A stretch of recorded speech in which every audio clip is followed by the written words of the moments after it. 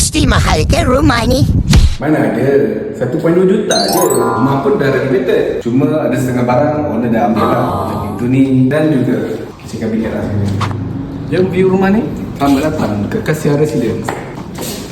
Ini adalah ruang tamu dia. Ada satu toilet dan satu bilik.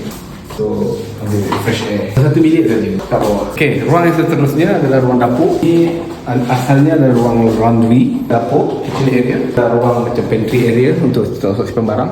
Untuk filter. Pintu belakang, tarik angin. InsyaAllah kita boleh keluar belakang lah. Ni ruang di belakang. Nak sidai baju, toto, tilam. Boleh lah ni. Hingga atas.